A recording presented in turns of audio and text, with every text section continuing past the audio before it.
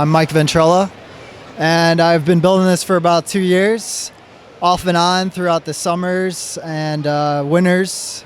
While I was at college, I came back and forth and added to it, and got a lot of my pieces from Bricklink and eBay, which was kind of a mistake at first. That's how I started getting my pieces, and I slowly just messed around with it, built it over the 2 years, and tried to tweak it quite a bit.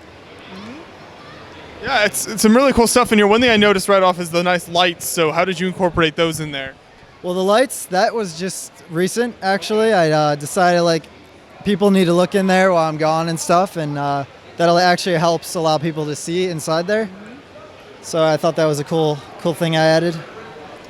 And then there's some nice rock work kind of around the base. Was that difficult for you to do to kind of get all the slopes and everything right?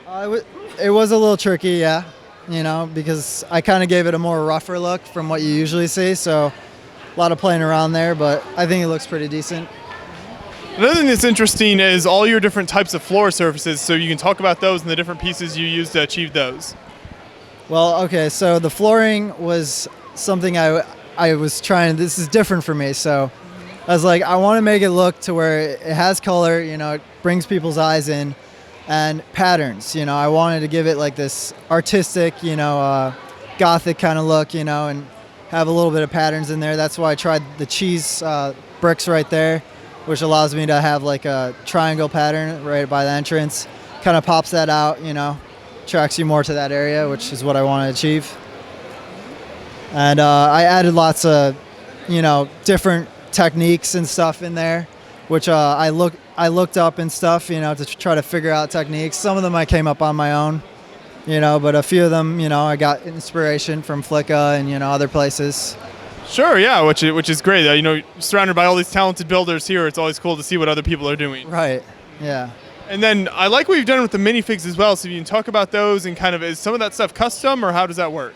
Well, before I built the castle, I was doing custom minifigures, and I was trying to figure out how to make them look good with the castle that I was planning on building, and I bought a few custom items, and armor and stuff, trying to give them this cool, neat armor look, to them, and I think that I achieved that pretty well, but other than that, I'm pretty happy with it, how it all looks together, I think it came together very nice.